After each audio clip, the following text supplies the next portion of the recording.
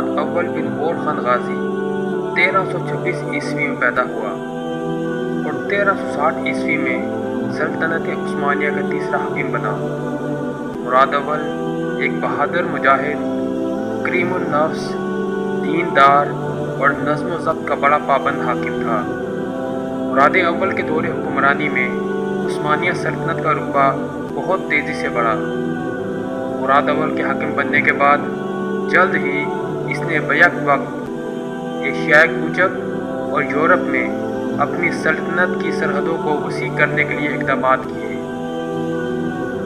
762 ہجری بمطابق 1360 عیسوی میں عثمانی فوج نے یورپ میں فیلیپوپولس اور ایڈریانوپل شہر فتح کیے۔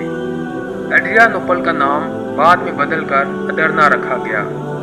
بلقان میں اس شہر کو بڑی اہمیت حاصل تھی۔ یہ قسطنطنیہ کے بعد بیزنطینی شہنشاہیت کا دوسرا بڑا شہر تھا۔ 768 ہجری بمطابق 1366 عیسوی میں مراد اول نے اسے عثمانی سلطنت کا دارالحکومت بنا لیا۔ اسی کے ساتھ ہی اس عظیم سلطنت کا دارالحکومت ایشیا سے یورپ میں منتقل ہو گیا۔ مراد اول نے سلطنت کو انتظامی امور پر دو صوبوں اناطولیہ ایشیا اور رومیلی یورپ میں تقسیم کیا۔ 1363 عیسوی میں تھریس فتح ہوا۔ 1366 عیسوی میں ایک صلیبی فوج جس کی سربراہی ایمیڈس ششم کر رہا تھا نے بیزنطینیوں کی مدد کی اور گالی پولی جو غور خان غازی کے دور میں فتح ہوا تھا پر قبضہ کر لیا، لیکن اگلے ہی سال ترکوں نے دوبارہ یہ شہر اپنے نام کیا۔ مراد یکے بعد دیگرے یورپ کے شہر فتح کرتا گیا، حتیٰ کہ اس کا لشکر مقدونیہ کو فتح کرنے کی غرض سے چل دیا۔ یورپی بلقانی صلیبی جس میں سربیا، بلغاریہ، ہنگری اور سلطنت بیزنطینیہ شامل تھی نے 60,000 افراد پر مشتمل ایک بہت بڑا لشکر تیار کیا، لیکن عثمانی سپہ سالار لالا شاہین نے نسبتاً ایک چھوٹے لشکر سے دریائے ماراتیزا کے قریب ان کو شکست دی۔ اس فتح کے نتیجے میں تراکیہ اور مقدونیہ کی سلطنتیں فتح ہوئیں اور مسلمان جنوبی بلغاریہ اور مشرقی سربیا جا پہنچے۔ سلطنت بیزنطینیہ کے املاک اور شہر نیز بلغاریہ اور سربیا کے شہر موسم خریف کے پتوں کی طرح یکے بعد دیگرے جھڑتے گئے اور ان پر مسلمانوں کا قبضہ ہوتا گیا۔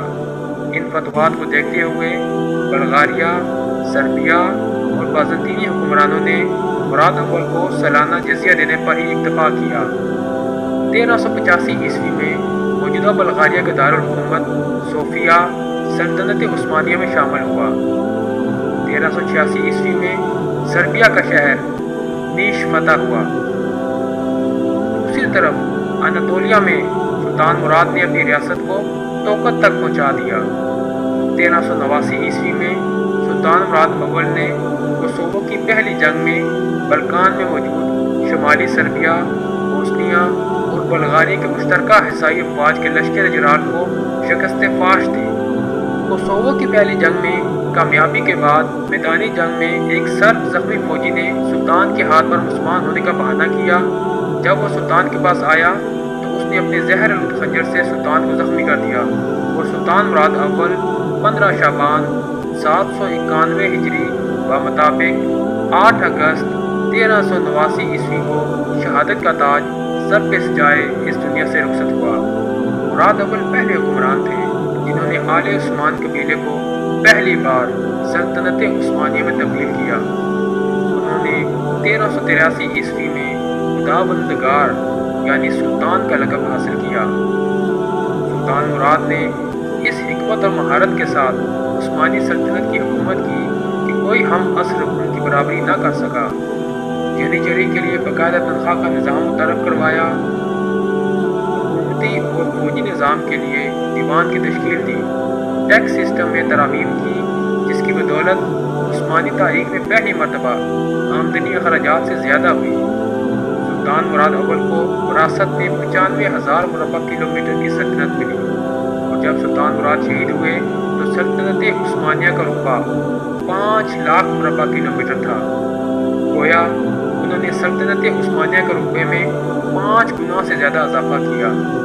سلطان مراد اول کے جسم کو محفوظ کر کے روسا لے جایا گیا، جہاں انہیں مدفون کیا گیا، جبکہ سلطان مراد کے اندرونی اعضاء کو کوسوو میں ہی شہادت کی جگہ دفنا کر مقبرہ بنایا گیا، جو مشید خدا بندگار کے نام سے مشہور ہے اور آج بھی کوسوو میں ہی موجود ہے۔